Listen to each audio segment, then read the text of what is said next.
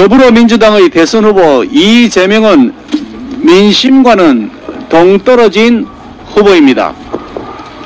민심은 62대 28로 이낙연 전 대표의 손을 들어주었습니다.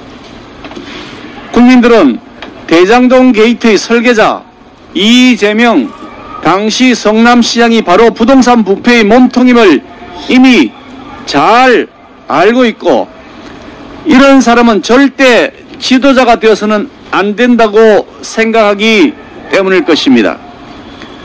그럼에도 민주당은 오불관언입니다. 기득권 권력에 도취되어 민심은 안중에도 없는 것입니다. 꼰대 수구 기득권이 된 꼰수기 정당의 진면목이 이번 민주당 대선 후보 선출 과정에서 그대로 드러난 것입니다. 민주당 지도부는 절대 다수 국민이 바라는 특검 요구를 묵살하고 국회 다수 의석을 오남용해 증인 참고인이 한 명도 없는 맹탕 국정감사를 만들었습니다. 그러고도 모자란다는 듯이 4.4.5입으로 이재명 편에 섰습니다. 경선 과정 동안 제대로 된 검증 한번 하지 않았습니다. 송영길 민주당 대표는 이낙연 후보 측의 결선 투표 요구를 이런 지하에 거절하고 다음 주로 예정된 경기도 국정감사 전에 지사직을 사퇴하라는 취지의 사퇴 독촉 권고를 하기까지 했습니다. 민주당이 아예 조직적으로 부동산 부패를 비호하는 일에 앞장서겠다는 것입니다. 부동산을 최악으로 몰아 주택 지옥을 만든 민주당 정권은 국민의 보편적 정서까지 짓밟는 오만불손에 빠져서 이제는 대놓고 부동산 부패의 몸통을 감싸고 부패 비리 방탄수호단 노릇을 하겠다는 선전포고를 한 셈입니다. 당대표가 특정 후보를 이렇게까지 감싸고도는 다른 특별한 사정이 있는 것은 아닌지 하는 의문이 듭니다만, 이유 이하를 막론하고 민주당은 대장동 이재명 게이트의 공범이자 부패 정당이라는 사실을 스스로 자백한 것으로 볼 수밖에 없습니다. 정권이 민심을 거스르면 민심이 정권을 뒤집습니다. 검찰과 경찰의 꼬리 자르기, 몸통 숨기기 수사로 대장동 게이트의 설계자가 대통령 선거 전까지 가까스로 구속을 면할 수 있을지는 모르겠으나, 그런 식으로 진실을 은폐하려 하다가는 이재명 후보는 대선에서 28%의 벽을 넘지 못하게 될 것입니다. 이재명 후보는 송영길 대표 뒤에 숨지 말고 캠프 인사들이 공언했듯이 국정감사에 정상적으로 예정된 계획대로 임하시기를 권고합니다. 설령 지사직에서 사퇴한다고 하더라도 우리 당은 일반 증인으로 이재명 전 지사를 신청할 것입니다. 비겁하게 도망가지 마시기 바랍니다. 설계자 이재명 후보가 최대 치적이라고 스스로 우기고 있는 사업인데 왜 그것을 국민들 앞에 나와 당당하게 설명하지 못하고 뒤로 숨어 도망가는 것입니까? 화천대유에서 고문료와 월급을 받고 김만배와도 알려진 것만 해서 8차례 만남을 가진 권순일 전 대법관의 해괴망측한 판결 때문에 전 국민이 보는 후보자 TV 토론에서 거짓말을 해도 아무 죄가 안 되는 희한한 세상이 되었습니다. 그래서 위정처벌을 서약하고 임하게 되는 국정감사에서만큼은 거짓말하기 쉽지 않다는 판단을 하고 있는지 모르겠습니다만, 이렇게 국감을 회피한다는 것은 자신이 없다는 것을 의미합니다.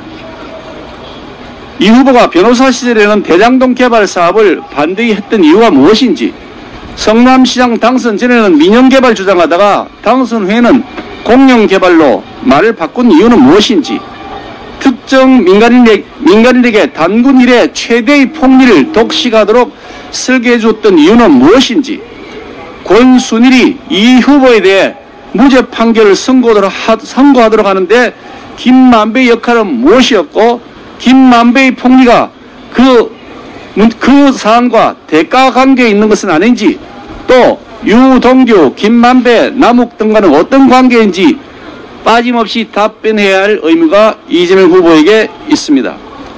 만약 이재명 후보가 국정감사전 지사직을 사퇴한다면 국민들은 그저 눈앞의 위기를 탈출하기 위해 꽁무니를 뺀다고 생각할 수밖에 없을 것입니다. 상황에 따라 그때그때 말이 바뀌고 얄팍한 눈속임에만 능한 노사꾼이라는 국민들의 일반적 인식을 재확인시켜주는 결과가 될 뿐입니다. 숨기는 자, 숨는 자가 곧 범인입니다. 이상입니다. 부장님.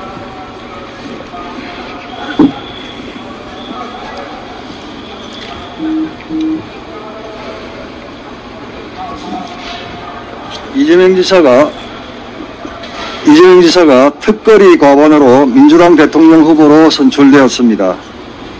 이 지사의 3차 국민선거인단 투표 결과는 28.3%였습니다. 수월하게 과반을 확보한 이전 결과에 비하면 그야말로 참패 수준이었습니다. 이것이 바로 민심입니다. 국민선거인단이 일반 국민과 일반 당원으로 구성된다는 점을 고려한다면 결국 민심은 물론 민주당 지지층도 대장동 게이트의 중심에 이재명 후보가 있다는 사실을 인정한다는 뜻입니다. 그런데도 이재명 지사는 이런 민심을 똑바로 읽지 못하고 후보 수락 연설에서 국민의힘 화천대유 게이트를 언급하며 이번 대장동 게이트가 마치 본인의 일이 아닌 양 내로남불의 극치를 보여줬습니다. 이제 진보 성향의 참여연대와 민변마저도 대장동 개발 사업이 공공의 탈을 쓰고 민간 개발 이익을 극대화한 것이라고 비판하고 있습니다.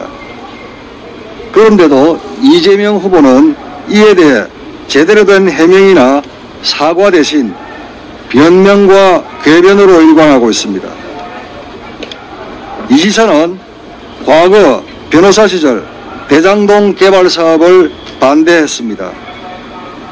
2005년 12월 분당 도시환경지키기 운동본부 준비위원장 자격으로 쓴 분당의 지속가능한 발전과 삶의 질이라는 글에서 대장동에 대해 개발의 이름으로 기획되고 있는 녹지 훼손을 막고 시가지 내의 과밀화를 억제해야 한다고 주장하며 개발을 반대했습니다.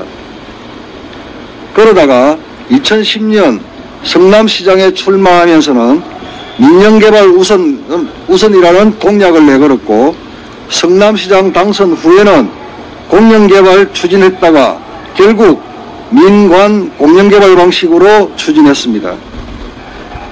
변호사 시절 대장동 개발에 반대했고 시장 후보 시절에는 민영개발을 공약했던 사람이 이제는 대장동 개발이 단군 이래 최대 공익환수 사업이라고 자랑하고 있습니다. 또한 경기도는 지난 6일 성남시와 성남도시개발공사에 민간업체 자산 동결, 추가 배당 중단 및 부당이득 환수 조치를 권고하는 내용의 공문을 보냈다고 합니다. 앞에서는 대장동 개발 사업이 최대 취적이라며 대대적으로 홍보하더니 뒤에서는 슬그머니 꼬리 자르기를 시도하면서 그 흔한 해명 하나 없습니다. 뿐만 아니라 공인된 측근 중 하나인 유동규 전 본부장의 구속, 민간이 천문학적인 수익을 얻는 길을 열어준 초과이익 환수조항 삭제 문제 등 대장동 게이트 관련 각종 의혹이 쏟아지는 마당에도 이재명 후보의 해명은 단 두 가지였습니다. 단군 이래 최대 공익환수 사업 아니면 국민의힘 게이트일 뿐입니다. 국민이 알고 싶은 것은 앵무새처럼 반복하는 자화자찬이나 말 돌리기가 아니라 이재명 후보 본인이 내가 설계자임을 자백한 대장동 게이트의 진실입니다. 그러나 지금의 검찰과 경찰의 수사 행태와 의지로는 실체적 진실을 밝힐 수 없습니다. 유동규 전 본부장이 배임 혐의로 구속이 됐고 이재명 지사가 대장동 사업에 대해 자신이 설계했다고 스스로 밝혔음에도 불구하고 검찰과 경찰은 아직까지 대장동 게이트의 본거지인 성남시청과 경기도청 등에 대해서는 압수수색을 하지 않고 있습니다. 대장동 게이트의 진실은 특검만이 규명할 수 있습니다. 이재명 후보와 민주당이 진정으로 민심을 제대로 읽었다면 국민적 의혹을 낱낱이 규명하는 특검에 적극 협조해야 할 것입니다. 이상입니다. 예, 달리 말씀할 분 계시면 공개로 말씀해 주시고 그럼 나중에 비공개로 원내대표실에 오셔서 다시 회의를 계속해 나가도록 하겠습니다. 우리 박지영 의원님. 대장동 게이트에 관해서 첫 언론 보도가 나온 것이 지난 8월 31일입니다. 그날 이후 약 40일 동안 국민의힘과 대부분의 언론사들이 함께 숨가쁘게 달려왔습니다. 언론인 여러분의 노고에 감사를 드립니다. 이제 대장동 게이트에 관한 실체적 진실이 거의 밝혀지고 있습니다. 대장동 게이트는 부패한 시장과 그를 둘러싼 하수인들이 부동산 개발 기획자들과 도원 결의를 맺고 구조를 만든 뒤에 1조에 가까운 개발 이익으로 서로의 탐욕을 채운 사건입니다.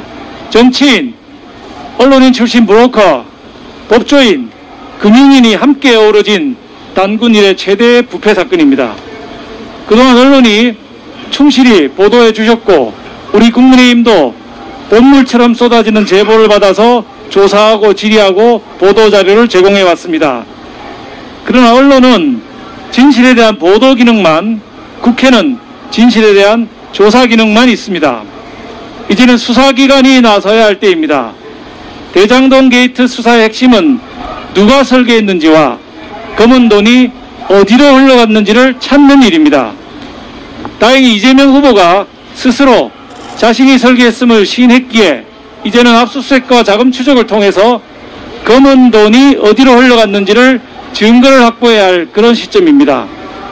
검찰과 경찰이 조직의 명예를 걸고 추진해야 할 것이고 특검을 통해 이들의 수사가 검증되어야 할 것입니다. 대장동 게이트에서 드러나고 있는 설계 방식과 유사한 개발 모델이 경기도 이곳저곳에서 실체를 드러내고 있습니다. 위례 신도시 개발 과정은 대장동 게이트의 축소판 쌍둥이입니다. 백현동 식품연구원 부지 매각과 아파트 건립 과정은 상식적으로 있을 수 없는 의사결정의 집합체입니다. 평택 현덕지구, 한국가스공사 부지, 정자동 시유지, 백현 유원지 개발, 또 성남FC 후원금 모집 등에서도 부패의 그림자가 스물스물 비치고 있습니다. 이 모든 사악한 일들이 일어난 시기는 이재명 후보의 성남시장 8년, 경기도지사 4년을 관통합니다. 대장동 게이트를 넘어 이재명 게이트로 향하고 있는 것입니다.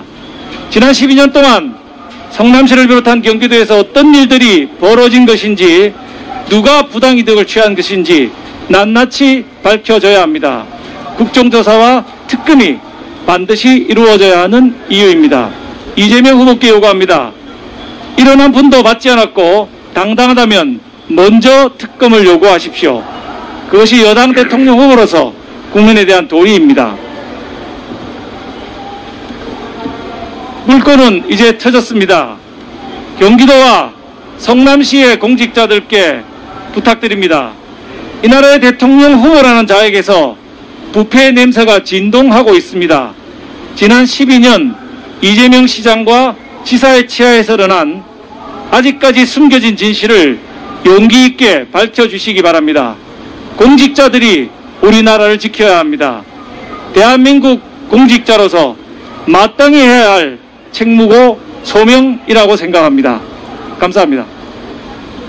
예, 우리 그다음 제가 우리 박윤창희 의원님. 예, 간단하게 말씀드리겠습니다. 이번 게이트를 살펴보면은 참으로 특이한 이름들이 나옵니다. 많이 알려졌습니다. 화천대유 천화동인입니다. 어떻게 설계를 했는지 화천대유는 땅 장사로 577억을 챙겨가더니 또 지금도 집 장사로 4,500억을 벌어들이고 있습니다. 합쳐서 5천억입니다. 천화동인은 3억 원 집어넣고 아무것도 안 하더니 3,463억을 벌어들입니다. 둘이 합쳐서 8,500억 정도를 지금 벌거나 벌게 돼 있습니다. 어떻게 이런 일이 벌어질 수가 있습니까? 그 사건의 중심에 유동규라는 인물이 등장하고 그 유동규의 등장을 허용시켜준 사람이 바로 그분입니다. 이재명 경기도지사입니다. 이런 상황을 도저히 이해할 수가 없는 상황에서 그분이 여당의 대통령 후보가 되셨습니다. 도대체 앞으로 무슨 일들이 일어날지 도저히 짐작이 가지 않습니다. 이재명 지사께 묻습니다. 측근이 도둑질하는데 정말 모르셨습니까? 정말 몰랐다면 무능입니다. 무자격자죠. 아셨습니까? 아셨는데 눈 감아주신 겁니까? 그렇다면 역시 이것도 부패입니다. 이것도 무자격입니다. 무능이든 부패든 무자격이죠. 이러한 대통령 선거가 혹시 비극으로 끝날 수도 있다는 생각을 자꾸 할 수밖에 없게 돼 있고, 저희 국민의힘은 특검을 계속해서 요구하는 바입니다. 저희 국민의힘은 주어진 길을 뚜벅뚜벅 걸어가고 하루가 멀다고 튀어나오는 부정부패 비리의 온상을 파헤치면서 드러난 진실을 외면하지 않겠습니다. 무능과 부패를 청산하고 도둑들을 확실하게 잡고 진정한 부동산 대개혁을 이룰 때까지 꾸준히 나아가도록 하겠습니다. 감사합니다. 달리 혹시 공개 발언 없으시면 비공개로 전환해서 원내대표실로 오시면 회의를 계속 진행해 나가도록 하겠습니다. 협조해 주신 우리 여러 의원님들 또 언론 여러분들께 감사 말씀드립니다.